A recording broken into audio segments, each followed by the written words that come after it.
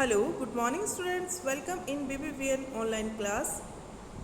आज आप अपनी रिमझिम का पार्ट 9 निकालिए। उस पार्ट 9 से पहले एक और चैप्टर दिया हुआ है, अक्ल बड़ी या भैंस। जिस तरह से हम कॉमिक्स पढ़ते हैं, उनमें छोटी छोटी कहानियाँ हम पढ़ते हैं, उसी तरह का ये कहानी है छोटी। देखिए, अक्ल का यहाँ पे बुद्धि से, अक्ल यानी बुद्धि, और भैंस जो है वो ताकत से इसका अर्थ लिया गया है। भैंस का अर्थ किससे लिया गया है? ताकत से, यानी बल से। ओके, तो आपको पता है ताकत से ज़्यादा बड़ी क्या होती है? बुद्धि। बुद्धि हमेशा ज़्यादा बड़ी होती है। तो हम इस चैप्टर में यही पढ़ेंगे आज कि किस तरह से बड़ी है अक्ल। भैंस से बड़ी कौन है? अक्ल। आफ्ती के शहर में एक पहलवान भी रहता था। आफ्ती है ये जो गधे को लेके जा रहा है, ये आफ्ती है। इसके शहर में कौन रहता था? एक पहलवान। पहलवान कौन होता है? जो कुश्ती करते हैं। कुश्ती करते हैं ना, जिनको आज आप अखाड़े में देखते हैं, रेसलर्स जिनको आप कहते हैं। तो पहले छोटे छोटे अखाड़े होते थे और उनमें पहलवान होते थे, उनकी कुश्ती होती थी। इसी तरह ये पहलवान है। तो ये एक दिन वह आफ्ती से बोला, कौन? पहलवान बोला, तुम भले ही अक्ल में बड़े हो, लेकिन ताकत तो मुझ में ही अधिक है। पहलवान कह रहा है, हाँ पहलवान में ताकत तो होती है, इसीलिए वो कुश्ती करता है, वो लड़ता है लोगों से। तो वो कह रहा है आफ्ती से कि अक्ल में चाहे तुम कितने भी मुझसे ज़्यादा बड़े हो, लेकिन ताकत तो मुझ में ही अधिक है। अच्छा, पर यह तो बताओ तुम्हारे अंदर कितनी ताकत है? अब आफ्ती उससे बोल रहा है, अच्छा तो ये बताओ कि तुम्हारे अंदर कितनी ताकत है। तो पहलवान कह रहा है, मैं 5 क्विंटल की चट्टान को सिर्फ एक हाथ से उठाकर आसमान में उछाल सकता हूँ। अब उस पहलवान में इतनी ज़्यादा ताकत है कि 5 क्विंटल की जो चट्टान है, यानी पत्थर है बड़ा सा, उसको वो एक हाथ से उठाकर आसमान में उछाल सकता है। बहुत ताकतवर है। देखो, मोटा तगड़ा पहलवान है, ताकत बहुत है पहलवान में, लेकिन उसने अपनी अक्ल का इस्तेमाल नहीं किया लगता है। देखते हैं बिना अक्ल के कहाँ फंसता है वो। अच्छा, आओ मेरे साथ देखते हैं कौन अधिक ताकतवर है। अब आफ्ती कहता है, चलो देखते हैं कौन अधिक ताकतवर है, मेरे साथ आओ।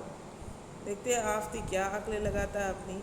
आफ्ती पहलवान को शहर की 4 दीवारी के पास ले गया और बोला, देखिए ये 4 दीवारी बनाई हुई है ना, इसके पास ले गया और बोला, ज़रा इस रुमाल को दीवार के पार फेंक कर दिखाओ।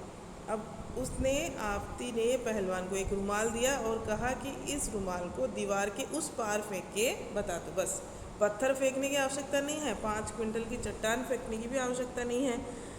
अब देखते हैं आफ्ती उसको कैसे फंसाया आफ्ती ने। देखिए, तो पहलवान जो है वो कहता है, यह भी कोई बड़ी बात है? ये कोई बड़ी बात नहीं है, मेरे लिए बहुत ही मामूली बात है। चलिए मैं शुरू करता हूँ। पहलवान ने रुमाल उठाकर पूरी ताकत लगाकर जोर से फेंका। पहलवान ने सोचा कि हर जगह ताकत का इस्तेमाल किया जाता है, तो उसने पूरी ताकत लगाई और ज़ोर से फेंका। लेकिन स्टूडेंट्स, आप भी जानते हैं इस बात को, कभी अगर आपने फेंका हो तो आपको पता है कि जिस चीज़ में वज़न नहीं होता है उसको पूरी ताकत के साथ नहीं फेंकना होता है। जिस चीज़ में वज़न होता है वही ताकत के साथ जाती है। तो देखते हैं क्या हुआ फिर रुमाल का। लेकिन रुमाल वहीं गिर गया। कितनी भी ताकत लगाए, लेकिन रुमाल बहुत हल्का था, इसलिए वह वहीं गिर गया। अब पहलवान की ताकत कोई काम नहीं आई। आफ्ती ठहाका मारकर हंस पड़ा। आफ्ती को हंसी आई ज़ोर ज़ोर से, वो उसे चिढ़ाने लगा। ठहाका मारकर हंसना यानी ज़ोर से हंसना। अब मेरी ताकत देखो, आफ्ती कहता है कि अब मेरी ताकत देखो। तुमने ये रुमाल नहीं फेंका है दीवार के उस पार, और तुम्हारा रुमाल यहीं गिर गया।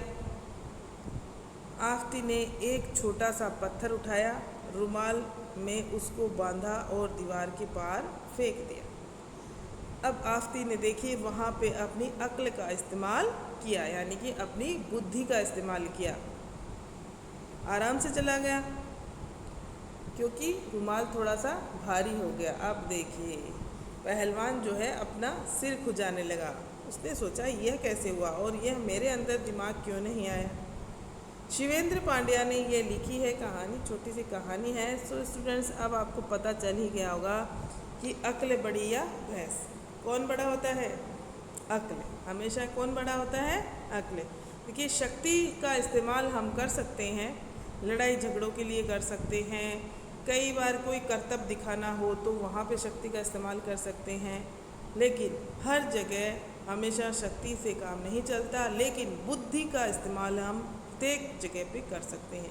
किसी भी संकट से निकलने के लिए हम बुद्धि का इस्तेमाल अगर करें तो ताकत की इतनी आवश्यकता हमको नहीं होती है। यहाँ इस कहानी में यही बताया गया है और हकीकत भी यही है। चलिए चैप्टर शुरू करते हैं। पाठ 9, कब आऊँ। पाठ 9 क्या है? कब आऊँ। अवंती ने एक छोटी सी रंगाई की दुकान खोली और गांव वासियों के लिए कपड़ा रंगना शुरू कर दिया। अवंती गांव में रहता है, उसने छोटी सी एक रंगाई की दुकान खोली है। रंगाई की दुकान कौन सी होती है? जहाँ पे कपड़े रंगने का काम होता है, और कपड़े रंगने का काम शुरू कर दिया। सब लोग उसकी रंगाई की प्रशंसा करने लगे। धीरे धीरे उसकी दुकान चल निकली। अवंती की प्रशंसा सुनकर एक सेठ को बहुत ईर्ष्या महसूस होने लगी। लेकिन जो सेठ होता है गांव का, पहले होते थे, अब तो गांव में भी बहुत से लोग होते हैं जो बाहर कमाने चले जाते हैं। तो जो पहले सेठ होते थे गांव के, उनको ये लगता था मैं ही गांव में एक पैसे वाला हूँ, मैं ही सेठ हूँ, मेरे पास ही पैसा है। तो जैसे ही उसने प्रशंसा सुनी अवंती की कि वो इतने अच्छे कपड़े रंगता है और उसकी दुकान चल गई है, तो उसे ईर्ष्या महसूस हुई, जलन होने लगी। ठीक है ना? तो देखिए वो क्या करता है, उसको नीचा दिखाने के लिए, अवंती को परेशान करने के लिए वह सेठ कपड़े का एक टुकड़ा लेकर अवंती की दुकान में जा पहुंचा। सेठ ने सोचा कि देखें इसको परेशान करते हैं, किस तरह से करते हैं। दरवाजे के अंदर घुसते ही सेठ बुलंद आवाज में बोला, अवंती जरा यह कपड़ा तो अच्छी तरह से रंग दो। मैं देखना चाहता हूँ तुम्हारा हुनर कैसा है, क्योंकि सब बड़ाई कर रहे हैं तुम्हारी, तो मैं देखना चाहता हूँ कि तुम्हारे अंदर कितनी कलाकारी है, कितना अच्छे से तुम रंग करते हो कपड़ों पे। तुम्हारी काफ़ी तारीफ सुनी थी, इसलिए आया हूँ। अवंती ने सेठ जी से पूछा, सेठ जी इस कपड़े को आप किस रंग से रंगवाना चाहते हैं?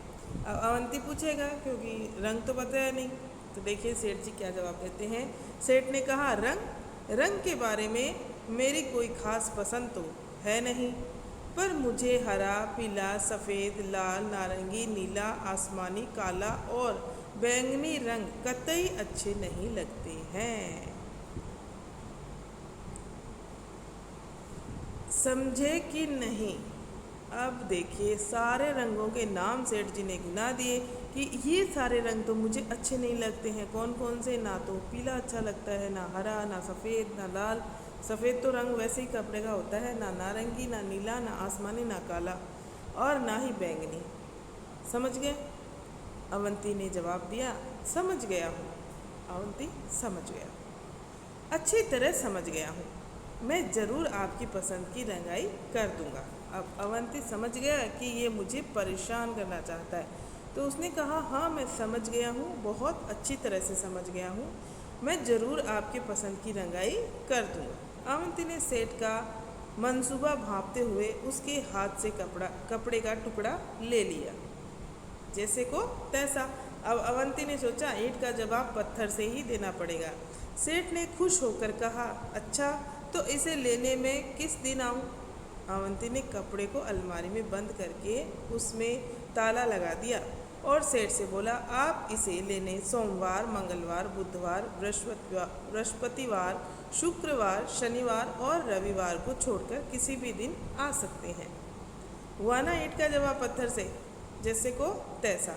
जिस तरह से उसने रंग बताए हैं उसी तरह से अवंती ने उसको दिन बता दिए कि सप्ताह में जो 7 दिन होते हैं वो सारे दिनों के नाम बता दिए कि इन दिनों में आपको कपड़ा लेने नहीं आना है, इनके अलावा आ जाना है। फंस गया अब सेठ समझ गया कि उसकी चाल उल्टी पड़ चुकी है। सेठ समझ गया कि उसकी चाल क्या पड़ चुकी है? उल्टी पड़ चुकी है। अतः भलाई धीरे से खिसक लेने में ही है। उसने क्या सोचा कि यहाँ से चुपचाप ही निकल जाता हूँ, नहीं तो और मुझे ये सुनाएगा। फिर उस सेठ ने दोबारा अवंती की दुकान में घुसने की हिम्मत नहीं की।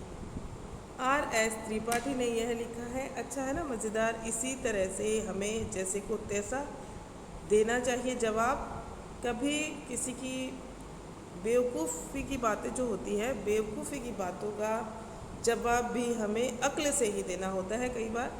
और ये बात बेवकूफ़ी की नहीं है, ये परेशान करने वाली बात है। उसने सोची समझी ये साजिश थी, वो परेशान करने के लिए अवंती को आया था कि किस तरह से परेशान करूं।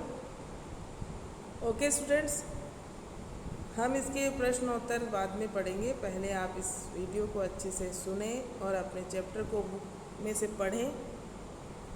और इसमें अगर आपको कोई कठिन शब्द लग रहे हैं, वैसे तो मैं बता देती हूँ कठिन शब्दों के अर्थ, लेकिन अगर लग रहे हैं तो उनके नीचे आप रेखा खींचिए और मुझसे पूछ लेना। Okay, thank you.